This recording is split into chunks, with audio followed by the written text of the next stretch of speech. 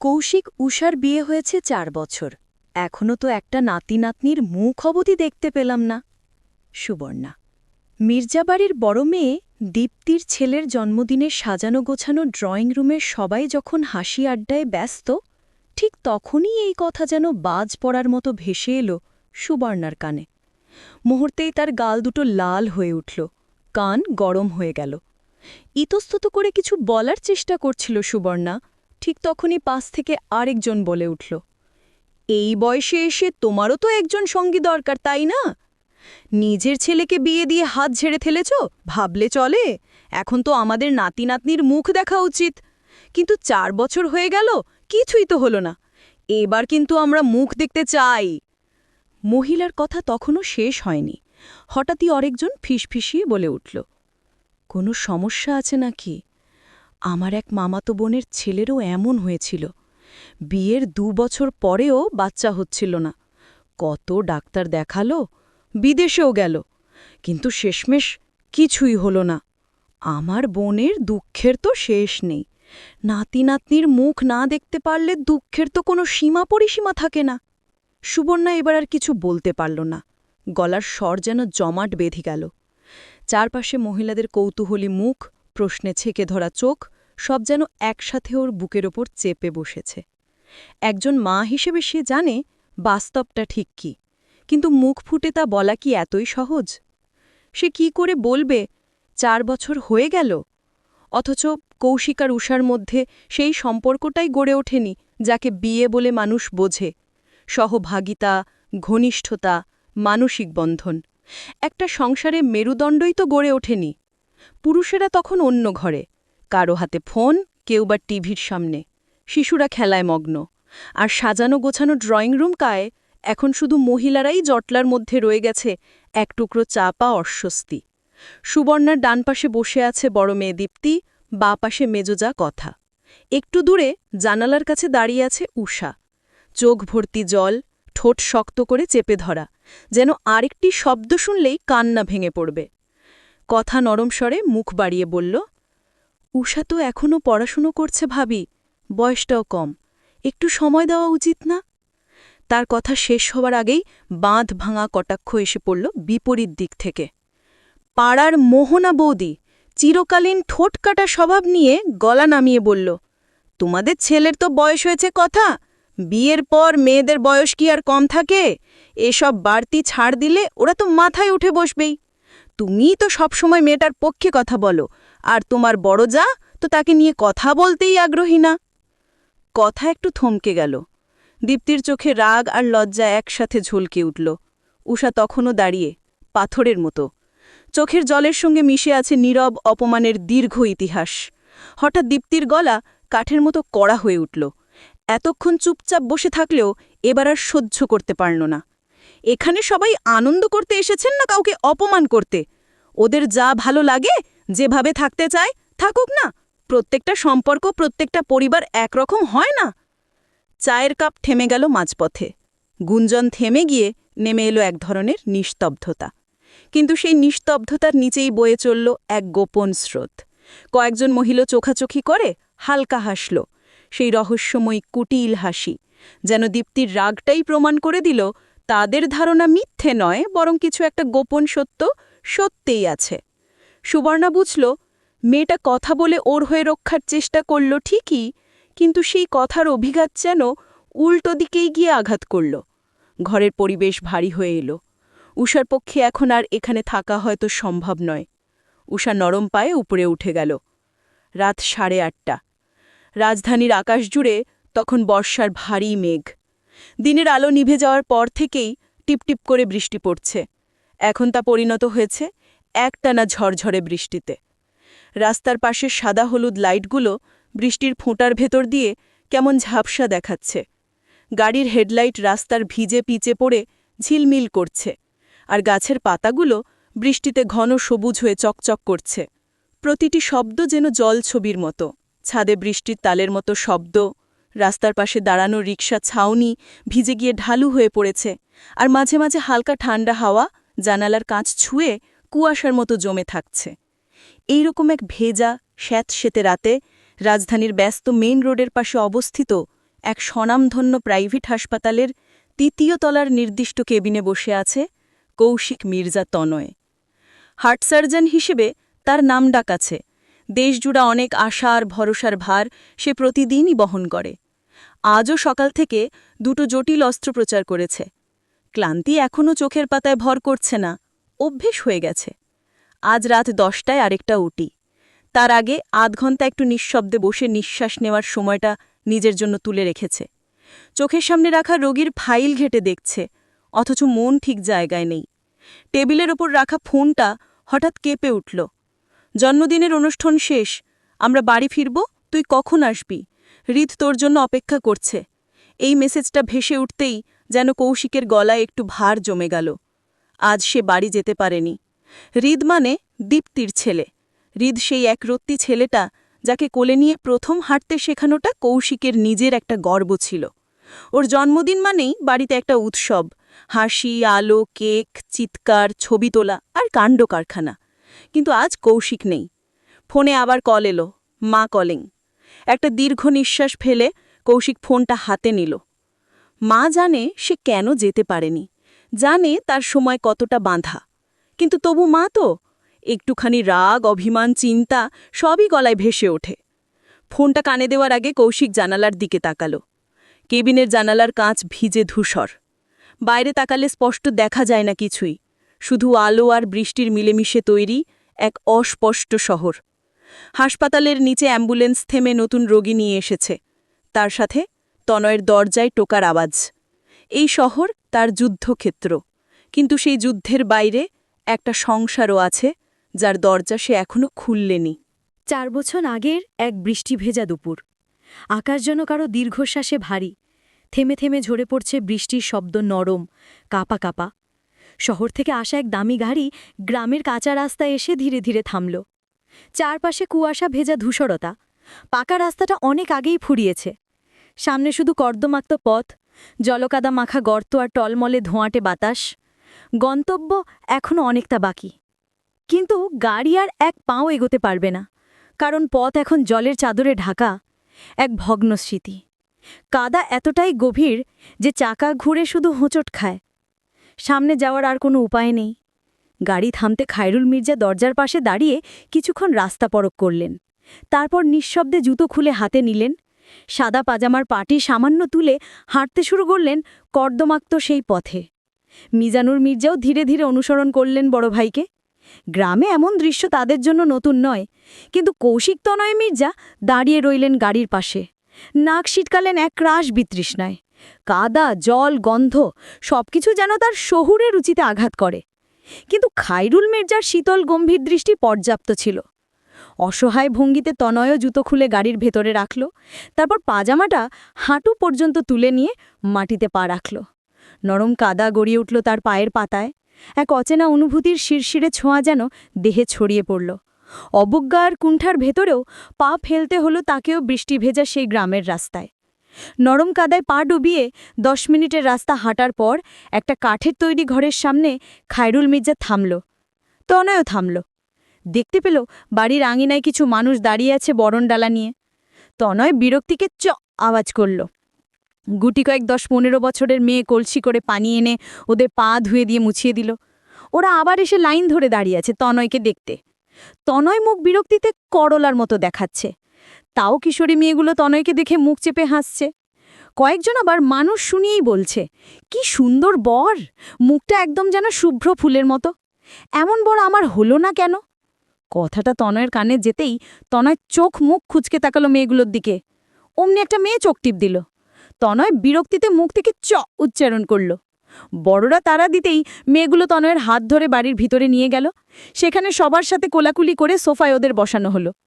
কিছুক্ষণ সময় যেতেই ভবিষ্যৎ ডাক্তার কৌশিক তনয় কবুল বলে তার সামনে বসে থাকা কমলা রঙের কাতান শাড়ি পরা একটা গ্রাম্য ম্যাট্রিক পাস মেয়েকে বিয়ে করে নিল।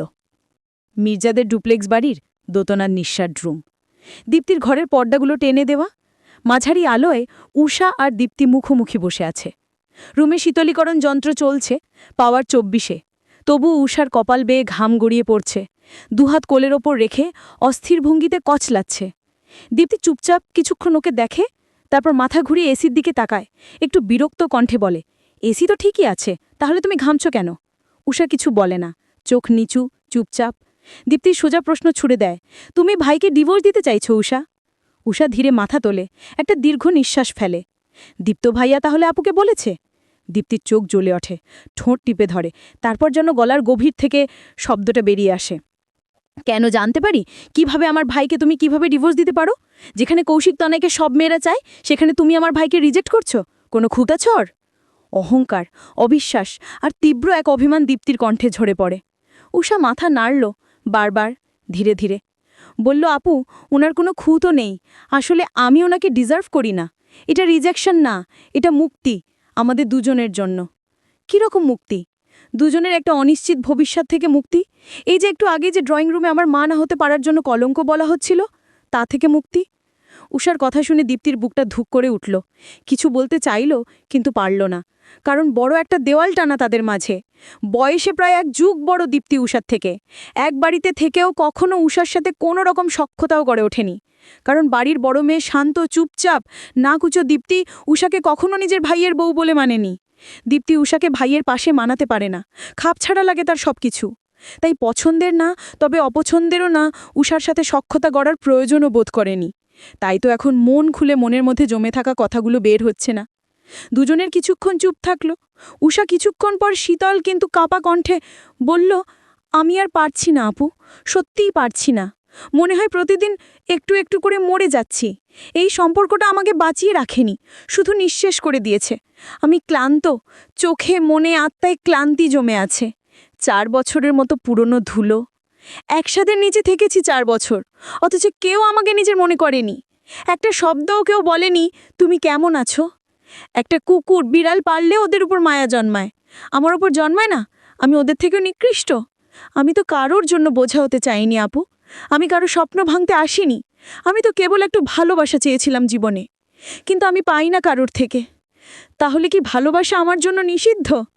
আমার স্বামী কৌশিক তনয়, যার সাথে আমার বিয়ে হয়েছে, সে তো বিয়ের পরদিনই চোখের সামনে থেকে চলে গিয়েছিল, ফেরেনি 2 বছর, আর ফিরেও যেন কোনোদিন আসেনি।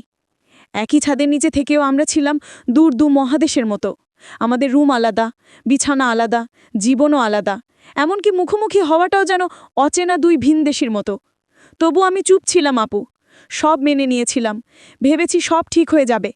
কিন্তু 4 বছর কেটে গেল, শুধু অপেক্ষা বাড়ল, ভালোবাসা নয়। এখন সবাই বলছে আমি মা হতে পারবো না, যেন এটাই আমার সবচেয়ে বড় পাপ, যেন আমি নারী হওয়ার যোগ্যই নই।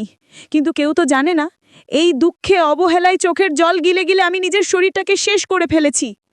আপু জানেন, আমি কাউকে রিজেক্ট করছি না, আমি নিজেকে মুক্তি দিচ্ছি।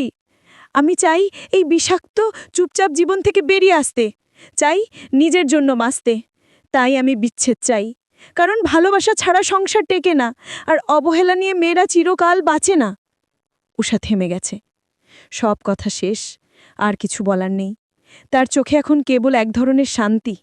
তীব্র ঝড়ের পর যেমন নদীর জল থমকে থাকে একেবারে স্তব্ধ হয়ে, তেমনি ভেতরে খুব গভীরে কোথাও ক্ষত, রক্তক্ষরণ, কিন্তু বাইরের অভিব্যক্তি নিঃশব্দ। সে শান্ত চোখে তাকিয়েছে দীপ্তির দিকে। দীপ্তির মুখেও কোনো শব্দ নেই, সে শুধু তাকিয়েছে উষার মুখের দিকে, পলকহীন, স্তব্ধ। উষার মনে হলো তার কথাগুলো দীপ্তির ভিতরে কোনো এক স্তরে যেন গেঁথে গেছে। সেই নীরব কাঁপুনি ছুঁয়ে গেছে দীপ্তির হাড়গোড়। আসলে তাই এই মুহূর্তে দীপ্তি হিসেব করছে, পরিবারের মানসিক মানচিত্র আঁকছে মাথায়। এই একটিও ডিভোর্স শব্দ ছুঁয়ে গেলে কি হবে এই বাড়িতে? দীপ্তির কল্পনা একটা ঝড় উঠেছে। মা আর ছোট মা, তারা তো প্রতি মুহূর্তে উষাকেই দোষারোপ করবেন। বাবা নিশ্চয়ই যুদ্ধ ঘোষণা করবেন, বিস্ফোরণ ঘটাবেন, এই বলে যে এই বাড়ির লোকজনই উষাকে ঠেলে দিয়েছে ডিভোর্সের দিকে। বাবার রাগ মানে একটা ঘূর্ণিঝড়, তা একবার উঠলে থামানো যায় না। বাবা, ভাই আর মা এই বাড়িটাকে রণক্ষেত্রে পরিণত করবেন। কথা, অভিমান, অপমান, অভিযোগ সব ছুঁড়ে ফেলবেন একে অন্যের দিকে। মেজো মা বাবা, তাদের ছেলে মেয়ে ইফতিয়াইতি, আর ছোট বাবা আর তার মেয়ে তৃপ্তি, তারা সবাই থাকবে নিশ্চুপ, নীরব দর্শক হয়ে। চোখে থাকবে প্রশ্ন, কিন্তু ঠোঁটে কোনো শব্দ থাকবে না। আর সবচেয়ে বড় ধাক্কাটা যে আসবে, তা হবে উজ্জ্বলকে ঘিরে। উজ্জ্বল দীপ্তির স্বামী, একজন নামকরা আইনজীবী। উষা এই ডিভোর্সের সিদ্ধান্ত নেওয়ার আগে প্রথম যার কাছে গিয়েছিল সেই ছিল উজ্জ্বল। এই একটা তথ্যই যদি বেরিয়ে পড়ে, তবে তবে উজ্জ্বল হবেন পরিবারের চোখে মূল আসামি। এই ভাবনার ভেতর দাঁড়িয়ে দীপ্তি বুঝতে পারল যে ঝড় এবার উঠতে যাচ্ছে তা কেবল উষার ঘরছাড়া হয়ে যাওয়া নয়, তা হবে এক পরিবারের ভিতর থেকে ভেঙে পড়ার শুরু। আর এই শুরুটা হলো এই মুহূর্তে, এই রুমে, উষার শান্ত মুখ আর দীপ্তি স্তব্ধ চোখের মাঝে। দীপ্তি আর ভাবতে পারল না, তার ফোনে কল এসেছে। উজ্জ্বল হৃদ আর দীপ্তিকে বাড়ি নিয়ে যেতে এসেছে। দীপ্তি খাট ছেড়ে নামল। বার পিছু ফিরে মির্জাবাড়ির কথা কম বলা নাকুচু বড় মেয়েটা উষা আর ওর মাঝে দাঁড়িয়ে থাকা দেয়াল ভেঙে বলল, তোমায় কখনো বলা হয়নি, কিন্তু তুমি জানো উষা, তুমি খুব সুন্দরী আর বুদ্ধিমতী একটা মেয়ে। উষা ফ্যাল করে তাকিয়ে রয়, আনমনে উচ্চারণ করল, আরও একটা অভাগী মেয়ে। দীপ্তি তার শুনল কিনা কে জানে। ও আবার বলল, তোমার ভালো কিসে তুমি তা জানো, সিদ্ধান্ত নিতে পারো। কিন্তু এই বাড়ির মেয়ে হয়ে আমি তোমায় বলতে চাই যে তুমি ডিভোর্স দিলে বড্ড ভুল হবে তোমার। বাকিটা ইয়োর লাইফ, ইয়োর ডিসিশন। কিন্তু উজ্জ্বল কেস লড়বে না। দীপ্তি চলে যাওয়ার পর সারাদিনের ব্যস্ততা, আয়োজন, মুখরতা শেষে সন্ধ্যা যখন ধীরে ধীরে রাত্রির নীরবতায় ঢলে পড়ে, উষা তার শরীর থেকে নামিয়ে ফেলে দিনের সমস্ত বাহুল্য। গায়ে জড়ানো গাঢ় গোলাপি জামদানি শাড়িটা, যার আভিজাত্য আজ অনেক চোখে পড়েছে, তা খুলে পড়ল নরম হালকা পরিচিত একঘেয়ে বাড়ির সালোয়ার কামিজ। গলার মোটা সোনার চেন, কানের ভারী দুল আর নাকে থাকা ছোট্ট হীরের নাকফুল খুলে এক এক করে রাখল মখফলের ছোট্ট বাক্সে। তারপর সে চুপচাপ কানে পড়ল তার সবসময়ের সাথী পাতলা সোনার দুলজোড়া, একমাত্র যা সারাক্ষণ পড়ে থাকলে অসুবিধে হয় না। এরপর বাক্সটা হাতে নিয়ে হাঁটল সুবর্ণার ঘরের দিকে। উষা জানে এই বাড়ির নিয়মের মধ্যে অনেক কিছুই অনুচ্চারে নির্ধারিত। তার গয়নাগুলো সবসময় সে গুছিয়ে রাখে শাশুড়ি সুবর্ণার কাছেই। নিজে থেকে গহনার প্রতি লোভ নেই তার, এসব গহনার বেশিরভাগই তো এই বাড়ির। বাবার বাড়ি থেকে কিছুই মেলেনি, যা পেয়েছে তা হয় খায়রুল মির্জার দেওয়া, না হয় বাড়ির অন্যদের উপহার। বিয়ের পর নতুন বউ দেখে অনেকেই কিছু না কিছু দিয়েছে, হয়তো সৌজন্য বসে, তবু এ নিয়ে তার মনে কোনো ক্ষোভ নেই। উষার অপছন্দময় সোনা ঘনা, কিন্তু তার প্রকৃত ভালোবাসা রঙিন চুড়ি, পায়ে নুপুরের ঝঙ্কার। ছোট ছোট এসব শখ তার সীমিত জীবনের রং।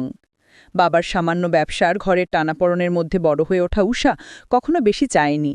সে জানে চাহিদা থাকলে তা পূরণের দায়ও নিজের ঘাড়ে এসে পড়ে, আর এ দায় সে নেয়নি। সব অলংকার গুছিয়ে সুবর্ণার ঘরে রেখে চুপচাপ নিজের রুমে ফিরে আসে উষা।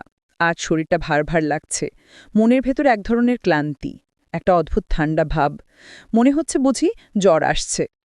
দুপুরের ঈদের জন্মদিনে কিছুক্ষণ আনন্দ পেয়েছিল, অনেক রান্না করা হয়েছে। দুপুরে কথা সামান্য অসুস্থ হয়ে গেছিল। কথা মির্জাবাড়ির মেজ বউ। আর উষা এই বাড়িতে আসার পর থেকে কথাই একমাত্র ব্যক্তি যে কিনা নিঃস্বার্থ ভালোবাসে ওকে, তাই কথার কষ্ট ও সহ্য হয়নি। কথার অনুপস্থিতিতে সুবর্ণাকে সাহায্য উষাই করেছে। সারা দিনের ধকল শেষে এখন শরীর হেলে পড়েছে। রাতে আর ডাইনিংয়ে নামল না উষা। কারো সাথে আর কথা হয়নি, শুধু কথাকে বলেছিল যে শরীর ভালো লাগছে না। এরপর শুয়ে পড়েছিল চুপচাপ, একা। অনেক রাত ঘুম ভাঙে উষার, ৩টের আগে বা পরে হবে সময়টা। তখন একটু ঘোর লেগে আসছিল, হঠাৎই যেন ঘরে বসে থাকতে না পেরে দরজা খুলে বেরিয়ে গেল উষা। বারান্দায় এসে দাঁড়াল। বাইরে তখন বৃষ্টি হচ্ছে। ঠান্ডা বৃষ্টির ফোঁটা তার মুখে, কপালে, কাঁধে পড়ছে। ভিজছে চুল, কাপড়, তবু ফিরে যাচ্ছিল না উষা। শরীর কাঁপছে, ঠোঁট থরথর করছে, কিন্তু তবু এক অনামা শান্তি বোধ হচ্ছে। মনে পড়ছে ছোটবেলার বৃষ্টির দিন, বাবার বাড়ির উঠোন, ছাদে নাচা, আরও কত কি। এমনকি খায়রুল মির্জার একমাত্র ছেলে কৌশিক তনয়ের সাথে প্রথম দেখাও এই বৃষ্টিতে। উষার তনয়ের বিয়ে হয় এমন বৃষ্টিমুখর একদিন। সেদিনও আজকের মতো সারাদিন থেমে থেমে একটু পরপর বৃষ্টি হয়েছিল, কখনো মুষলধারে, কখনো পিটিপিটি।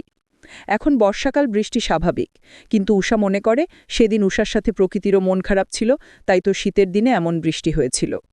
উষা বৃষ্টিকে আরও উপভোগ করতে মুখটা এগিয়ে দেয় সামনে। ঠিক তখনই গাড়ির শব্দে সামনের রাস্তাটা আলোকিত হলো কিছুক্ষণ। উষা মনে মনে ধরে নিল কৌশিক তনয় ফিরেছে রাতের কোনো এক অপারেশন বা মিটিং শেষে। সঠিক প্রমাণ হলো যখন শুনতে পেল তনয়ের গলা, আমি তো বাড়িতে এসে পড়েছি, তুই ফাইল পাঠিয়ে দে, আমি দেখছি এখন। আর আমি কালকে রুগী দেখে নেব। অপর পাশ থেকে কে কি বলল তা জানা নেই, তবে তনয় উত্তর দিল, খুব কমপ্লিকেটেড হলেও ভয়ের কিছু নেই রূপ। দেখ, আমরা নেগেটিভ চিন্তা করতে পারি না। আগে একজন মারা গেছে, তাই তুই সার্জারি ছেড়ে দিবি? আমি কালকে তোর সাথে আছি, চিন্তা করিস না। আর হ্যাঁ, এখন ড্রয়ারে রাখা মেডিসিনটা পুশ করে দে, বলে কলটা রেখে দিল তনয়। গাড়ি থেকে নামার সময় হেডলাইটের আলোয় চোখে পড়ল সামনের বারান্দায় ভেজা একটা মেয়েলি ছায়া। গা ঘেঁষে কামিজ ভিজে গেছে, চুল থেকে পানি ঝরছে।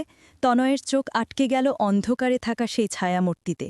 এক মুহূর্ত দাঁড়িয়ে তাকিয়ে থাকল, কিন্তু ক্লান্তির কারণে আর ততক্ষণাৎ ছায়াটি পিছন ফিরে সরে যাওয়ায় পুরোটা স্পষ্ট বোঝা গেল না। হয়তো কল্পনা। এই রাত, এই বৃষ্টি, এই আলো ছায়ার খেলায় অনেক কিছুই তো ভ্রম মনে হয়। তনয় তখন আর কিছু ভাবল না। ভিজে মানুষটা কে সেটা মন থেকে ঝেড়ে ফেলে হাঁটল ভিতরের দিকে। কিন্তু সেটা ছিল না কল্পনা। সেই ছায়া, সেই ভেজা শরীর ছিল উষা। বারান্দায় দাঁড়িয়ে নিঃশব্দে কাঁপতে থাকা এক অবহেলিত শরীর। জ্বর, বৃষ্টি আর নিঃসঙ্গতা একসাথে মিলে যেন গভীর কোনো সংকেত ছুড়ে দিচ্ছিল, অথচ কেউ তখনও তা বুঝতে পারেনি। বৃষ্টির পরের সকাল, নরম আলো, সোদা গন্ধে ভেজা বাতাস, পাতায় জমে থাকা জলে সূর্যের ঝিলিক, নিস্তব্ধতা ভেঙে পাখির ডাকা, ধুয়ে যাওয়া পৃথিবী যেন নতুন করে নিঃশ্বাস নেয়।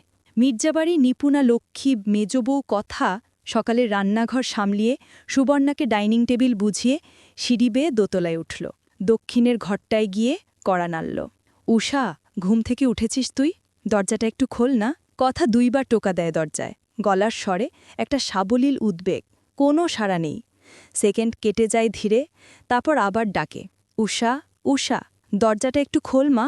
নীরবতা। চুপচাপ দাঁড়িয়ে থাকে কথা। ঘরের ওপাশ থেকে কোনো শব্দ নেই। মাথায় চিন্তার রেখা গাঢ় হয়। গতরাতে দীপ্তির রুম থেকে বের হয়েই উষা বলেছিল যে সারাদিন কাজ করার জন্য শরীর তেমন ভালো না, ও একটু বিশ্রাম নেবে। 10:30টার দিকে সে একবার ডেকেছিল উষাতে, সবার খাওয়ার সময়। উষা তখন দরজা খুলেনি। খাওয়ার টেবিলে খাইরুল মির্জা খোঁজ করেছিলেন। কথা বলেছিল, ঘুমোচ্ছে ভাইয়া, পরে উঠিয়ে খাইয়ে দেব। সেই বিশ্বাসেই কথা রাতেও একবার ডেকেছিল, কিন্তু উষা দরজা খুলেনি। ভাবছিল হয়তো দরজা বন্ধ করে একটানা ঘুমোচ্ছে। কিন্তু এখন বাজে সকাল 8টা।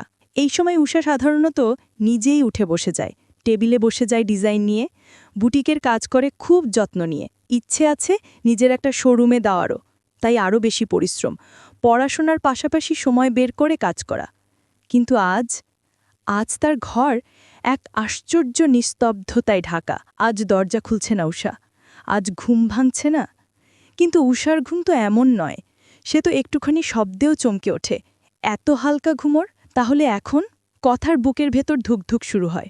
মনে পড়ে যায় উষার ঘরটা মির্জা বাড়ির দোতলার গেস্টরুম। ভিতর থেকে লক করা থাকলে বাইরের চাবিতে খোলা যায়।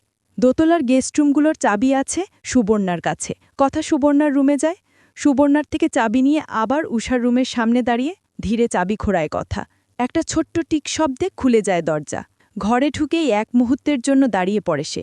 উষা শুয়ে আছে নিঃসার। ঘরের মাঝখান খাটে উল্টো ফিরে শুয়ে আছে উষা। একটুও নড়ে না, মনে হলো যেন এক পাথরের ভাস্কর্য। বুকের ভেতর জমে থাকা আতঙ্ক এক মুহূর্তে নিচে গড়িয়ে পড়ে কথার। সিঁড়ি থেকে টেনে আনা সেই শ্বাস এবার গলা জুড়ে চেপে ধরে। চাবিটা টেবিলের উপর রেখে ধীরে পর্দা সরায় কথা। বাইরের হালকা সূর্যরশ্মি রুমটাকে ভিজিয়ে দেয়, তবু তাতে কোনো প্রাণ ফেরে না। কথা ধীরে এগিয়ে যায়, উষার পাশে বসে, তার গায়ে হাত রাখে। তপ্ত, তাপ ছুঁয়ে গায়ে যেন আগুন লেগে যায়। দেহটা পুড়ে যাচ্ছে ভেতর থেকে। উষা, কথা কেঁপে ওঠে। তাপমাত্রা অস্বাভাবিক, মাথা ঘুরে যায়। শরীর মুছে দিতে কাপড় জল নিয়ে ফিরে আসে। কাপড় পানিতে ভিজে ভাঁজ করে কপালে দিয়ে দিতে তাড়াহুড়ো করে থার্মোমিটার আনতে যায়। মেপে দেখে 104-এরও বেশি। উষা, উঠে বস, আমি এসেছি, তুই শুধু একবার চোখ মেল। কোনো সাড়া নেই। কথা বারবার মাথা মুছিয়ে দিতে থাকে, কপালে ভেজা কাপড় রাখে, নামাজের দোয়াও পড়ে ফেলে চুপি চুপি।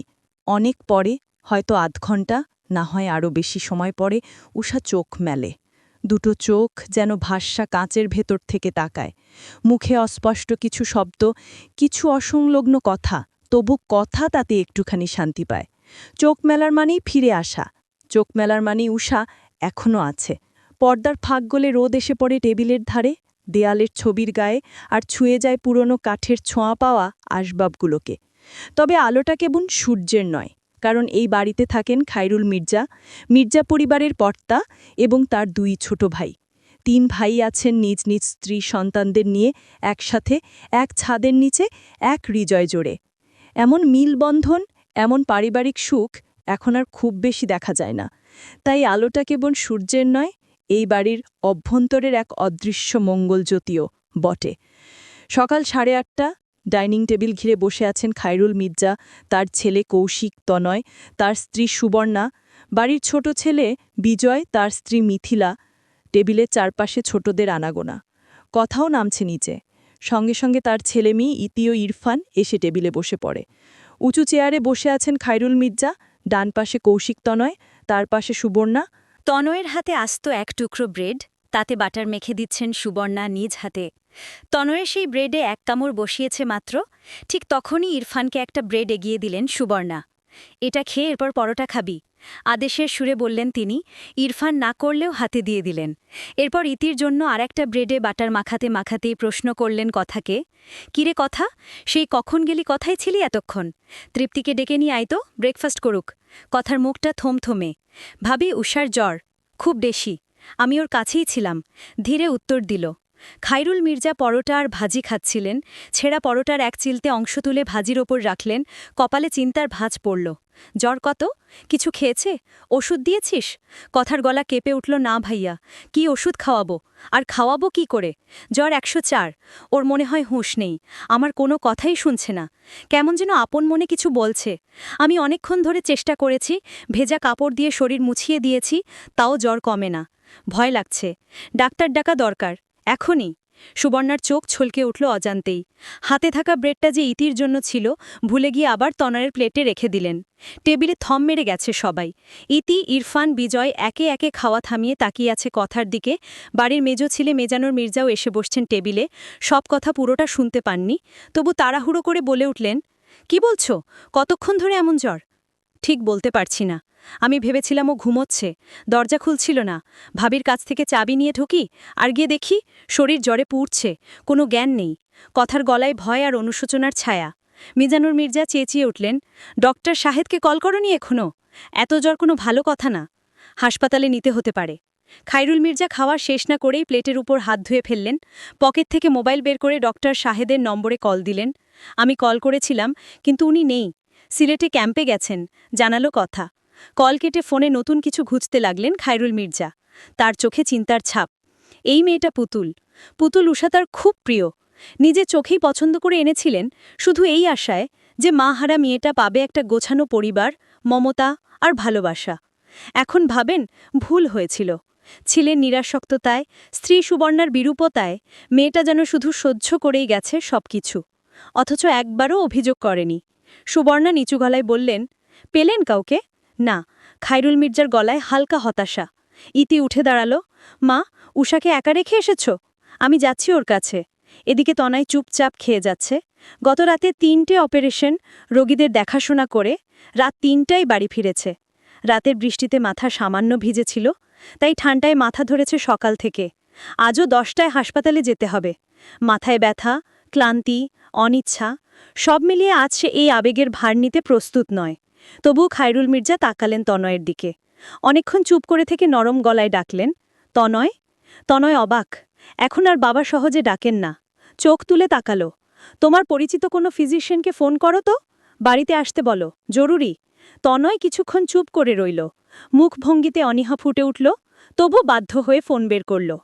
একটা নম্বরে কল দিল, কেউ ধরল না। আবার আর একটা নম্বরে। ঠিক তখনই দোতলা থেকে চিৎকার। ইতির গলা কাঁপছে, মা, উষা কিভাবে যেন শ্বাস নিচ্ছে, ওর খুব কষ্ট হচ্ছে মা, আমার খুব ভয় করছে। এরপরই কেঁদে ফেলে ইতি। আসলে এই বাড়ির প্রত্যেকটা লোক জ্বরকে অনেক ভয় পায়, কারণ এই জ্বর এই বাড়ির চোখের মণি 3 ভাইয়ের একমাত্র বোন নিপা মির্জার মৃত্যুর কারণ। জ্বর হয়েই নিপার মৃত্যু হয়েছে, তাই জ্বর হলেই ভীতু হয়ে পড়ে সবাই খুব। সুবর্ণা হঠাৎ চেয়ার ঠেলে উঠে দাঁড়ান। কথা সুবর্ণা, মিজানুর মির্জা, ইরফান দ্রুত ওপরে চলে যান। মিথিলা আর বিজয় হাত ধুচ্ছে। খায়রুল মির্জা বসে আছেন মুখ থমথমে। তনয় তখনও কল করছে। খায়রুল মির্জার মনটা হঠাৎ কেঁপে ওঠে। ডাক্তার আসা পর্যন্ত যদি তনয় একবার দেখে নিত মেয়েটাকে, কিন্তু বলতে পারেন না, বড্ড দূরত্ব তৈরি হয়ে গেছে। ঠিক তখনই তাকে অবাক করে দিয়ে ওপরে দাঁড়িয়ে থাকা সুবর্ণা নিচে তাকিয়ে ডাকেন, তনয়, একটু উপরে আয়, আমি বুঝতে পারছি না কি করব, ওর শ্বাস কেমন করে চলছে, শরীর খারাপ করছে খুব। তনয়ের কণ্ঠ রুক্ষ, আমি কি করব আম্মু? মানে কি? তুই দেখবি না, তোকে কি এমনি এমনি ডাক্তার বানিয়েছি? তোর পেশেন্টের সঙ্গে এমন কথা চলে? তনয় বিরক্ত সরে বলল, মা, আমি মিন্নির সঙ্গে কথা বলেছি। বলেছে খুব খারাপ কিছু হলে হসপিটালে নিতে, আর ও আসছে, বেশি সময় লাগবে না। বলেই প্রস্থান করল সে। দোতলার দক্ষিণ দিকের শেষ ঘর, উষা শুয়ে আছে খাটে, নিঃসার, নিথর। চোখের পাতা অর্ধেক খোলা, কিন্তু দৃষ্টি অনির্দেশ্য। কপালে প্যাঁচানো ভেজা তোয়ালে থেকে এক ফোঁটা জল গড়িয়ে পড়ে গাল বেয়ে বালিশে মিশে যাচ্ছে। কেমন যেন জ্বরে পুড়ে লাল হয়ে আছে তার সারা মুখ। গালের ওপর এক অনচ্চ জ্যোতির মতো জ্বলে উঠছে ক্ষণে ক্ষণে। সুবর্ণা বসে আছেন মাথের কাছে। কখনো কাপড়টা খুলে জলে ভিজিয়ে এনে আবার কপালে রাখছেন, কখনো চুপচাপ মেয়েটার মুখের দিকে তাকিয়ে থাকছেন।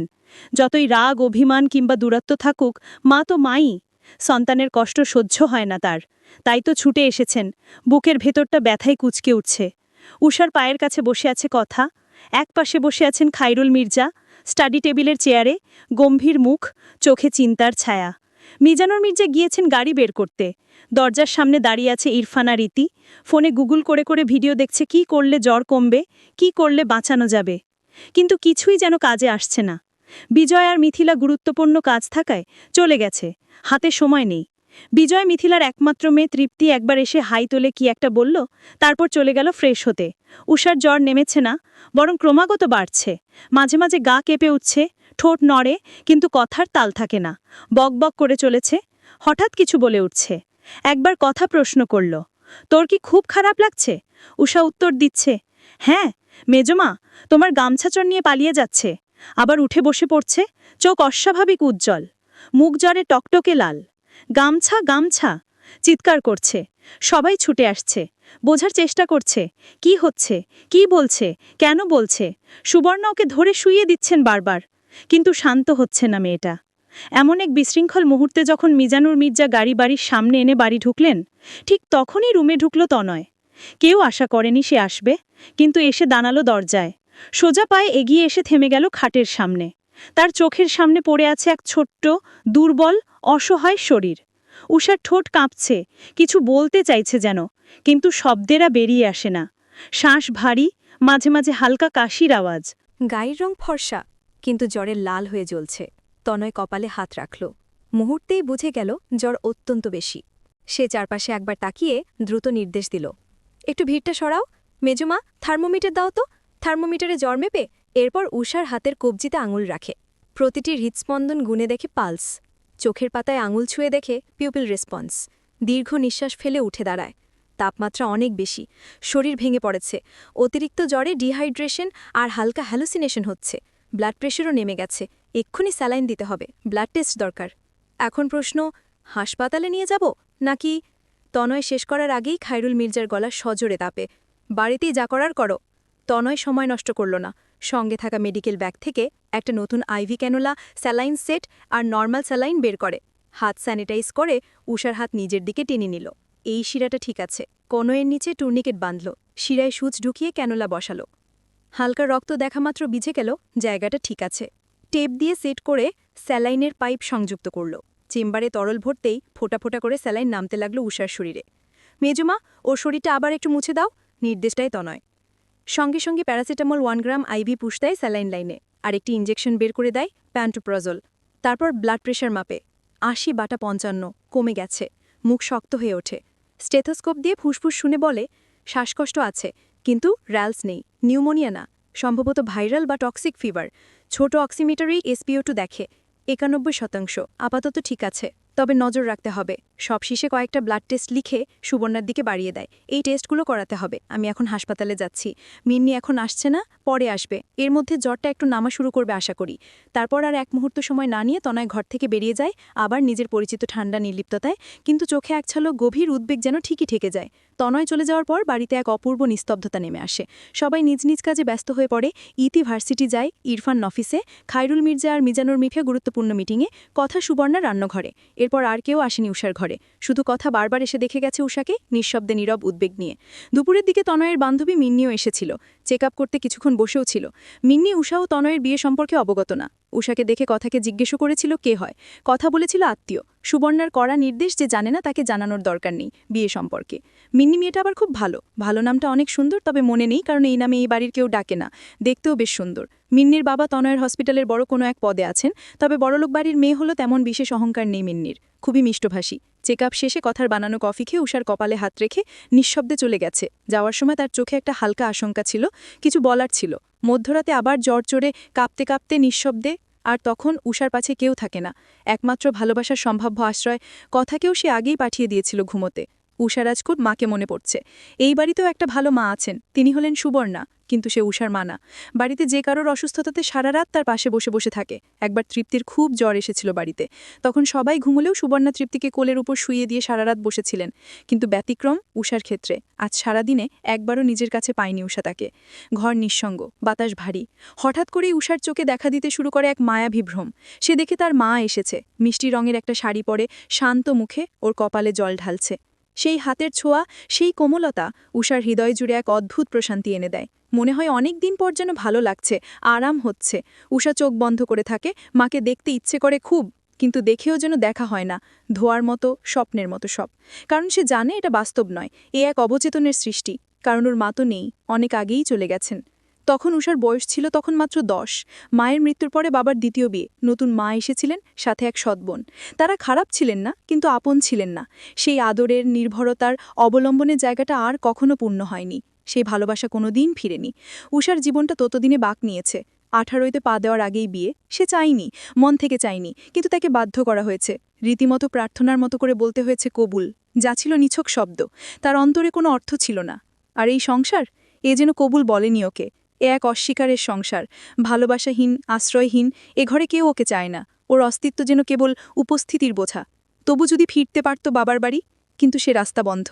বিয়ের যখন 2 বছর, তখন ঘন ঘন বাবার বাড়ি আসা যাওয়া হতো। প্রথম প্রথম সৎমা আদর করত, কোনো কাজ করতে দিত না। তা পরে কমে যায়, আর সব কাজ উষাকে করতে হতো। তবে উষা সুখী ছিল। একদিন রাতে বাবা উষাকে তার ঘরে রাতে বাকে। উষা উৎফুল্ল মনে যায়, মনে মনে ভাবে এই সুযোগে বাবাকে ওই বাড়ির পরিস্থিতি জানাবে। পরে বাবা ওই বাড়ির লোকজনকে বকে ওকে বাড়িতে নিয়ে আসবে। বাবার ঘরের দরজার সামনে গিয়ে বলে, বাবা আসবো। সুমন উষাকে দেখে। উষা দরজার সামনে দাঁড়িয়ে আছে। উষার বয়স হয়েছে এখন 19-এর কাছাকাছি। তার বিয়ে হয়েছে 2 বছর হলো, তবে আচার আচরণ পুরো কিশোরীর। এই যে উষা যে দাঁড়িয়ে আছে, তাকে এখনো 10 বছরের উষা দেখাচ্ছে। সুমন সবটা দেখে ভরাট কণ্ঠে বলল, এসো। উষা ধীর পায়ে ঢুকছে। সুমন উষার সাজ দেখে চকচকে চোখে বারবার তাকায়। বাহ, তুমি দেখি খুব সুখে আছো। তোমার আম্মা ঠিক বলেছে। তোমার কানে কত সুন্দর সোনার কানের দুল, গলায় মোটা সোনার চেন, নাকে ডায়মন্ডের নোসপিন চকচক করে, হাতেও সুন্দর 2 জোড়া বাড়া। দেখতেই কত না সুন্দর লাগছে। মনে হয় খুব ভালোই সংসার গুছিয়ে নিয়েছো। লক্ষ্মী মেয়ে আমার, এইভাবেই সুখে থাকো। উষা বোকা হাসল, এরপর খাটের পাশে হেলান দিয়ে দাঁড়ালো। সুমন উপহাস করে বলল, তোমার বাবা, বোন, এই ছোট্ট 1.5 বছরের ভাইটা এত গরমে ঘুমায়। রাতে তোমাদের আম্মার পাখা করতে হয়, ফ্যানটাও ঠিকমতো ঘরে না। কিন্তু তুমি তো নিশ্চয়ই এসির নিচে আয়েশ করে কাঁথা মুড়ি দিয়ে ঘুমাও। সেইখানে আমাদের অবস্থা দেখেছো? সুমন তার 1.5 বছরের ছেলেকে কোলে নিয়ে জায়গা খালি করে জায়গা দেখিয়ে বলল, এখানে বসো। উষা বসল। অভিমানী কণ্ঠে বলল, তুমি এই বাড়িতে আসার পর আমার সাথে একবারও কথাই বলনি। সুমন ছেলেকে নিয়ে খেলায় ব্যস্ত।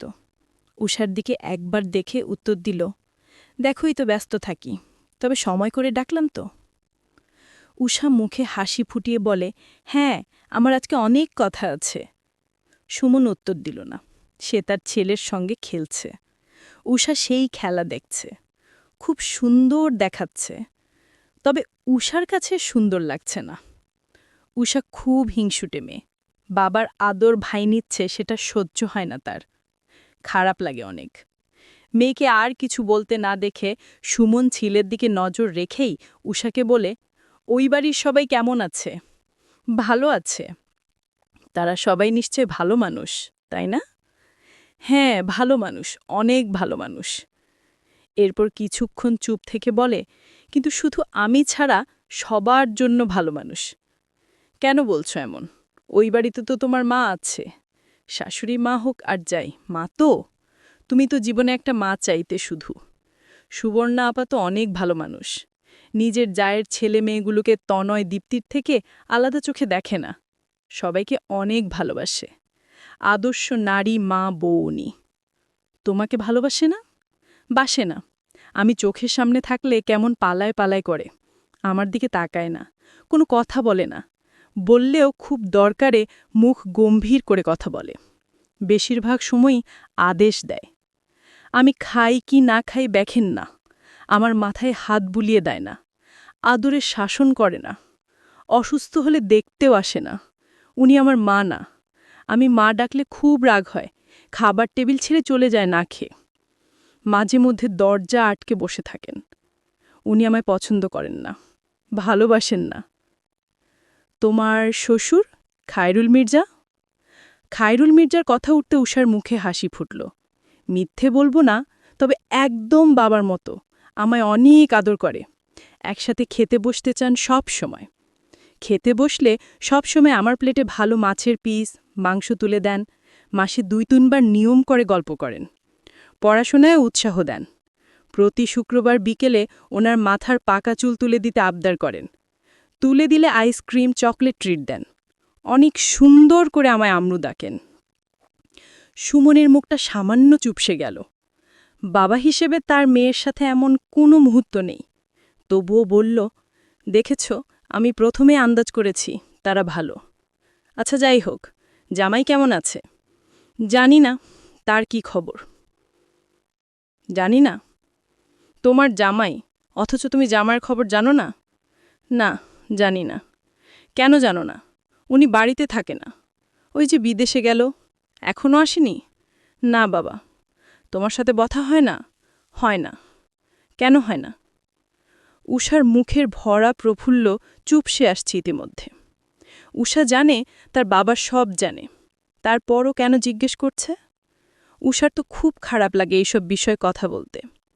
তবে বাবার মনে তার খারাপ লাগাটা ঢুকিয়ে দিতে হবে। তাহলেই আবার উষা স্বাভাবিক জীবনে ফিরবে। বাবা, উনি আমাকে মেনে নেয়নি। পুরো বিয়েটা উনার অমতে হয়েছে। উনি আমার সাথে সংসার করতে চায় না। তাই আমার মুখটাও না দেখে বিদেশে চলে যান। আমি ওই বাড়িতে আছি বলেই হয়তো উনি ফিরেও আসেন না আর। শুধু খায়রুল আঙ্কেল আর কথা আন্টি বাদে ওনার মা, বোন সহ পরিবারের সবাই মনে করেন আমার জন্যে উনি ঘরমুখো হন না। সুমন কেমন ভাবুক হলেন। উষার মনে হলো হয়তো উষার উদ্দেশ্য আস্তে আস্তে পূরণের লক্ষ্যে। উষা কল্পনা করছে সুমন বলছেন, এ কোন ছেলেকে মেয়েকে বিয়ে দিলাম? এরকম হয় না। ছেলে, তুমি আমার মেয়েকে মানবে না, তবে বিয়ে কেন করেছো? বিয়ে করেছো ঠিক আছে, তুমি আমার মেয়েকে কষ্ট কেন দিয়েছো? নিজে যখন রাখতে পারবে না, তবে আমার মেয়েকে তুমি আমায় ফিরিয়ে কেন দিয়ে গেলে না? আমি তোমায় নামে মামলা দেব, তোমায় পুলিশ হাজতে নেবে, তুমি কোর্টে যাবে। এত টাকার অহংকার, দামি দামি উকিল ধরেও তুমি পার পাবে না। আমার ফুলের মতো মেয়েকে কষ্ট দেওয়ার ফল পাতেই হবে। তবে তেমন কিছুই হলো না। সুমন বেশ কিছুক্ষণ ভেবে বলল, তুমি আসলে ওদের স্ট্যান্ডার্ডের না। উচ্চশিক্ষিত ছেলে তার পাশে উচ্চশিক্ষিত বউ চায়। তোমার বাবা নিম্ন মধ্যবিত্ত, তবে সে ধনী উচ্চ বংশের ছেলে। সে তোমায় মানতে না পারলে সেইখানে অভিযোগ করা যায় না। আমরাই ওদের স্ট্যান্ডার্ডের না উষা। উষা স্তব্ধ হয়ে বসে থাকল। তোতলিয়ে মুখ থেকে বের করল, বাবা, তাহলে আমাকে কেন বিয়ে দিলে হাই স্ট্যান্ডার্ডের মানুষের সাথে? যাতে তুমি সারা জীবন আরামের জীবন কাটাও, কখনো অভাব অনুভব হয় না। উষার মনে হলো উত্তেজিত হয়ে যাচ্ছে, কারণ ওর পরিকল্পনা অনুযায়ী কিছুই হচ্ছে না। বুক জ্বালা করছে। উষা উত্তেজিত হয়ে বলল, তবে বাবা, আমার বুকটা যে একটু ভালোবাসার অভাবে মরুভূমি হয়ে রয়েছে, তুমি সেইটা দেখলে না।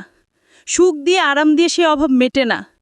সুমন বিরক্ত হয়ে বলল, ভালোবাসা দিয়ে জীবন চলে না উষা। জীবনই শুধু আরাম প্রয়োজন। আরাম মানেই সুখ। তোমার মা উন্নত চিকিৎসা না পেয়ে মারা গেছে, মনে আছে তোমার? আমি কি ভালোবাসা দিয়ে তাকে ধরে রাখতে পারছি? অথচ তোমার মা যেই হাই ক্লাস ফ্যামিলির মেয়ে ছিল, তার তোমার শ্বশুরবাড়ির মতো শ্বশুরবাড়ি প্রাপ্য ছিল। সেই সুখ পেলে সে অকালে মারা যেত না। এইটা থেকেই শিক্ষা নাও। ভাঙা টিনের ঘরে বসে কাদার চেয়ে তোমার মতো অত বড় বাড়ির বড় সুন্দর রুমের এসির নিচে বসে কাদা আরামের। উষা কেঁদে দিল, বলল, বাবা, এ আরাম আমি চাই না। আমি ওই বাড়িতে থাকতে চাই না। তুমি আমায় তোমার কাছে নিয়ে এসো দয়া করে। আমি সত্যি বলছি, আমার কোনো চাহিদা নেই। শুধু আমায় তোমার কাছে রেখে দাও। শুধু মানুষের দয়া, ঘৃণা, লাঞ্ছনা থেকে মুক্তি চাই আমি ডিভোর্স চাই। আমি ওই বাড়িতে আর ফিরব না বাবা। জানি খায়রুল আঙ্কেল কষ্ট পাবেন, কিন্তু ওই বাড়ির সময় খুশি হবে। আমি মুক্তি পেতে চাই ওদের ঘৃণা থেকে। আমি এই বাড়িতে চলে আসতে চাই। সুমনেরও শেষ কথা শুনে সুমন চিৎকার করে বলল, খবরদার বলছি মেয়ে, তুমি এ কথা মুখেও অবধি আনবে না। তুমি জানো তোমার বিয়ে দেওয়া আমার কত বড় বোঝা ঘাট থেকে নামিয়েছে? আমি পারবো না আবার তোমায় ঘাড়ে তুলতে। তুমি তো এখানে সুখে আছো, থাকো না ভুলে আমাদের। বারবার ঘা হয়ে আবার ফিরে আসতে চাও কেন? বেশ কিছুক্ষণ চুপ থেকে আবার বলল, তুমি ১৯ বছরের একটা মেয়ে হয়ে যদি কিশোরীদের মতো আচরণ করো, তাহলে কোনো ছেলেই তোমাকে মানবে না। ছেলেরা তোমার মতো মেয়ে পছন্দ করে না। এটা আমার দোষ?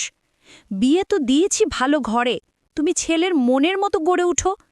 এরপর এমনিতেই ওই পরিবারের মন মতো হয়ে যাবে। বাড়ির বড় বউ তুমি হবে, সংসারের চাবি তোমার হাতে থাকবে। রাজরানীর মতো ভবিষ্যৎ তোমার। উষা ফুপিয়ে ফুপিয়ে কাঁদতে কাঁদতে হঠাৎ করে চুপ হয়ে গেছে। উষার কাঁদতে কাঁদতে হঠাৎই চুপ হওয়ার পুরো বিষয়টা কেমন অবাস্তব ঠেকল। সুমন মেয়ের অস্বাভাবিক পরিবর্তন দেখে কাছে টানলেন, গলার স্বর নরম করে ডাকলেন, উষা মা। উষা চুপ, শুধু ঘোলাকে দৃষ্টিতে নিচের দিকে তাকিয়ে আছে উষা। ছোটবেলায় বাবা বকা দেওয়ার পর ঠিক এইভাবে কাছে টানত। আজকে কত বছর পর উষাকে আবার বাবা কাছে টানল? ৯ বছর? না না, হয়তো ১ দশক বা ১ যুগ। উষার হিসেব নেই কিছু। উষা অপ্রাপ্তির হিসেব রাখতে পারে না, শুধু প্রাপ্তির হিসেব রাখে। তারও এক বিশেষ কারণ আছে। কারণটা হলো তার প্রাপ্তি যখন ০, অপ্রাপ্তি তখনই কয়েক শত, এখন বেড়ে ১০০০। যখন পরিপূর্ণ নারী হবে তখন লক্ষ, আর যখন উষা বুড়ি হবে তখন কোটি। আচ্ছা, কোটিতে যেন কয়টা ০? উষা বাবার আদর পেয়ে আবার আদুরে হলো। ঘোলাটে হওয়া চোখ প্রেকে গড়িয়ে পারে জলের স্রোত। ভাঙা কণ্ঠে বলল, বাবা, কোটিতে কয়টা ০? সুমন হাসল মেয়ের এমন বাচ্চা বাচ্চা প্রশ্ন শুনতে। মনে মনে ভাবল, প্রসঙ্গ পাল্টাতে উষা এমন জিজ্ঞেস করল। তবে সুমন প্রসঙ্গ টেনে ধরে বলল, উষা মা, তুমি কিন্তু বড় হয়েছ। বয়স তোমার কত হলো? হিসেবে খুব কাঁচা আমি। আমার যতদূর মনে পড়ে, তোমার মা তোমাকে আর আমাকে এই পৃথিবীতে একা লেখে চলে গেছেন তার ৯ বছর হতে চলেছে আর ১ মাস ২২ দিন পর। সেই হিসেবে তোমার ১৯ বছর হবে সেই দিন। এখন সুমন এক কোলে তার ১.৫ বছরের ছোট্ট ছেলে আর আরেক কোলে নিজের ১৯ বছরের অনেক অনেক বড় মেয়েকে তুলে বসে আছেন। উষাও বাবার বুকে ঢেলান দিয়ে বসে আছে। উষা কোনো কথা বলে না এখন, শুধু চুপচাপ শুনছে বাবার কথা। মা, তুমি কিন্তু অনেক বড় হয়েছ। তোমার মা নেই, তোমাকে বোঝানোর মতো কেউ নেই। আমি তোমার বাবা। তোমাকে আমি একজন মায়ের মতো বুঝি না, বুঝতে পারি না, বুঝাতেও পারি না। তবে তুমি কি বোঝো এই বিষয়টা? উষা চুপচাপ শুনছে, উত্তর দেয় না। উষা, তুমি এইবার এসেছ, যেই কয়দিন ইচ্ছে থেকে যাও। তবে পরের বার থেকে জামাই ছাড়া এই বাড়িতে আসবে না। জামাই নিয়ে আসলেও শুধু ২ ঈদে ২ বার আসবে, ১ দিনের জন্য। এটাই নিয়ম মা। পাড়ার লোকে না হলে খারাপ বলে। বাজারে আমার মেয়ের সংসার জীবন নিয়ে প্রশ্ন ওঠে। বিয়ের পর মেয়ের ঠিকানা শ্বশুরবাড়ি, যতই সেটা অনাকাঙ্ক্ষিত হোক।